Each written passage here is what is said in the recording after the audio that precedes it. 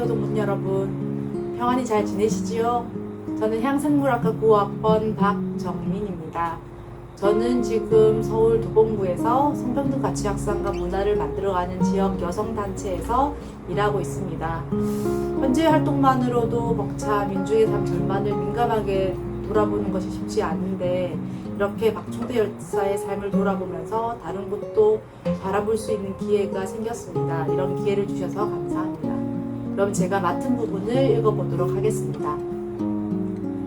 한국의 물류정책은 엉망이었다. 1997년 화물자동차 운수사업법이 만들어지며 정부가 지입제를 합법화시킨다.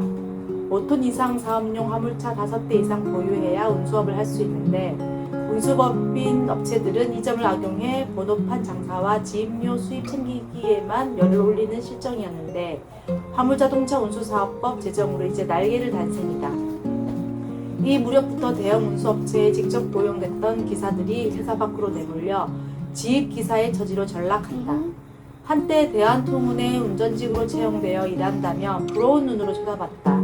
웬만한 회사원 부럽지 않았다. 그런데 1997년 이후 직접 고용했던 이들을 자신의 차를 가진 사장이 되어 일하라고 회사 밖으로 내몰았다. 미수탁이나 차량 불화 방식이 광범위하게 퍼졌다. 화물 노동자는 울며 겨자 먹기 식으로 차주가 되고 사장이 됐다.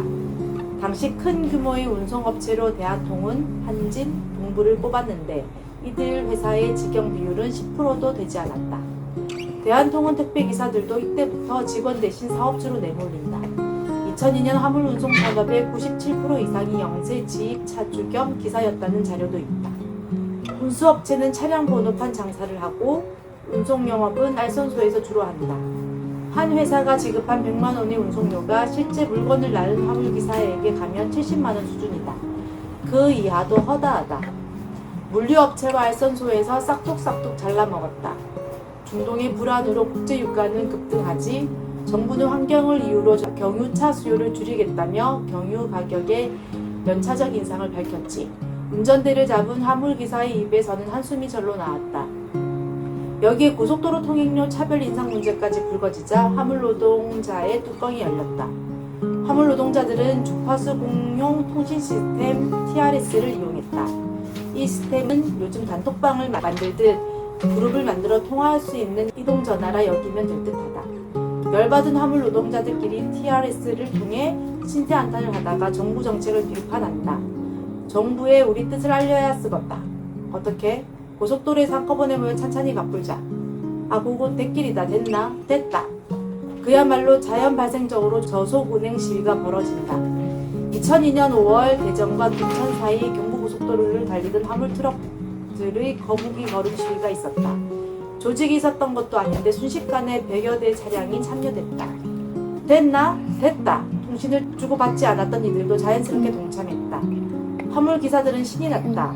마음속에 쌓였던 분을 터뜨릴 수 있어서 통쾌했다. 이런 자발적인 투쟁이 처음은 아니다. 이전에도 법정 최저 속도로 운행하는 준법 투쟁으로 화물 기사의 뜻을 전달한 적이 있다.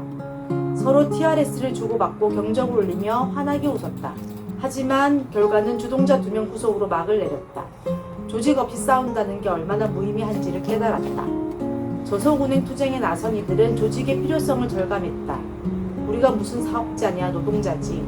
노동자 가운데도 핫바리 대우를 받는다. 우리도 뭉치자. 조직을 결성하자. 조직을 만들면 뭐하냐. 무슨 협회니 뭐니 만들어봤자 다 지들 자리 차지에 급급하지. 언제 제대로 우리 목소리를 냈냐. 그러니까 노동조합을 만들어야 한단께. 노동조합? 무슨 사장이 있어야 노동조합을 만들어 협상하지. 누구랑 싸울 낀데. 우리는 정부랑 협상해야지. 아, 그러면 되겠네. 이런 말들이 오갔다.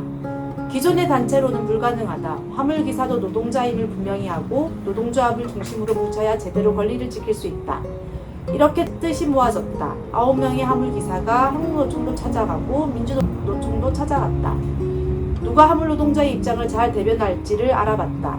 그래서 결정 내린 게 민주노총 전국운송하영노동조합 운송하영노조였다. 당시 운송하영노조위원장은 김종인이었다. 운송하영노조도 90% 이상을 차지하는 지입기사에 대한 조직화를 고민하고 조직화 방도를 준비 중이었다.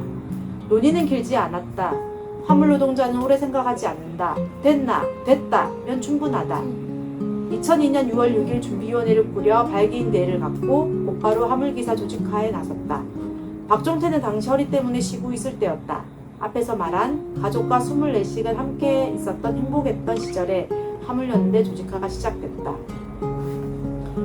화물연대 건설에 나선 이들은 휴게소를 중심으로 선진활동에 나섰다. 출혈부터 경산휴게소, 풍령휴게소 등에서 화물기사들을 만났다. 냉커피를 만들어 건네며 화물 노동자들끼리 단결하자고 했다. 경인아이 CD 인근 화물기사들이 많이 모이는 식당에도 찾아갔다. 고속도로 휴게소 운영자에게 화물기사들은 달갑지 않은 고객이다. 주차장을 차지하는 면적은 큰데 소형차보다 적은 숫자가 타고 있으니 말이다. 관광버스는 대환영이라 식사에 커피까지 대접하지만 화물차는 차가운 시선으로 대한다. 여름 휴가철이나 들어오지 못하게 막는 경우도 있다. 휴게소는 장사가 목적이 아니라 안전을 위해 쉬어가라고 만든 곳이다. 그런데 한국의 물류를 책임지며 밤낮 가리지 않고 고된 노동을 감내하는 화물기사를 찬밥 대우를 하니 이는 기름값 인상보다 더 직접적으로 연락이 하는 일이었다. 화물차 기사들은 고속도로 갓길에 차를 세우고 고속도로 밖 식당을 이용했다. 휴게소보다 가격 대비 질도 훨씬 좋았다. 그런데 휴게소를 민영화하면서 이런 통로들을 차단하고 단속했다. 어떤 때는 고속도로에서 10시간 넘게 있어야 하는데 휴게소에서 찬밥 대접하면 어쩌란 말이냐. 한여름이고 성이 날대로 나 있는데 덕유산 휴게소에서 휴가철이라고 화물차를 못 들어오게 막았다. TRS를 타고 소식이 전해졌다. 좋다. 우리 화물 노동자의 뚝심을 보이자. 됐다. 2002년 8월 1일 화물차 기사들이 덕유산 휴게소로 몰려갔다. 휴게소는 영업이 마비됐다. 화물차 진입을 막을 법적 근거도 없었다. 화물 노동자들은 휴게소에 왔을 뿐이다. 화물연대에서 부당한 처사를 규탄하는 집회도 가졌다. 결국 휴게소 측에서 화물 노동자에게 고개 숙여 사과했다. 합의문도 썼다. 다시는 이런 일이 벌어지지 않겠다는 반성의 현수막도 걸었다. 승리였다. 어떤 승리? 처음으로 인간으로 대접받는 승리. 쉴 수 있고 씻을 수 있고 최소한의 여부였다. 공짜 밥을 달라고 한 게 아니다. 그저 운전하다 피곤하면 좀 쉬었다 가겠다는 것이고 그 당연한 요구를 싸워서 약속받은 것이다. 그 순간 억센 사내들의 얼굴에서 땀과 함께 눈물이 흘렀다. 니 우는가 아이가 시잘데기 없는 소리. 8월 땡볕에 땀이다 땀. 에라이 아니네 눈이 시뻘겋네. 다시 땀이란께. 우리도 사람이다. 늘 눈을 피해 휴게소를 이용했는데 이제 남들처럼 당당히 걸어 들어가 오줌도 누고 양치도 하고 세수도 하고 한짬 때리고 다시 운동대를 잡을 수 있다. 이 싸움이 끝날 때까지 8일의 시간이 흘렀다. 화물연대는 휴게소의 화물노동자 편의시설을 확충해달라고 청했다. 8월 23일에는 황간 휴게소 항의 투쟁을 벌였다. 8월 31일 화물노동자들은 공식 사과를 받고 투쟁을 멈췄다. 말이 필요 없었다. 인간 이하 대접을 하면은 무조건 뭉쳐서 달려왔다. 근로기준법으로 노동자의 권리를 보장받지 못하는 화물노동자에게 무기는 단결뿐이다. 차바가 삐려라. 이 한마디는 된다. TRS는 화물노동자의 유인물이고 쇠파이프이고 결의대회고 실천투쟁이고 무기다. 보호해주지 않는 근로기준법 대신 TRS로 뭉치고 싸웠다. 네, 희망과 좌절은 수없이 교차한다고 합니다. 돌이켜보니 저도 그런 시간을 건너왔고 지금도 버티고 있으며 앞으로도 잘 살아내야 합니다. 생각만 해도 한숨이 절로 나오지만 종태 선배와 같은 분들이 계시기에 우리는 희망을 더 많이 보아왔고 그 희망에 기대어 각자의 자리를 만들어내고 지켜가고 있습니다. 끝까지 남는 사람이 이기는 거겠죠. 민주동문의 수많은 종태 선배님들이 여전히 존재하시기에 저도 용기 내어 끝을 보려는 바람에 슬쩍 몸을 맡겨보려고 합니다. 여러모로 힘든 시기입니다. 모두들 진심으로 안녕하시길 바랍니다. 다음 챌린지 추천 동문으로는 99학번 김동환 동문을 추천하고자 합니다. 그럼 이만 영상을 마치겠습니다.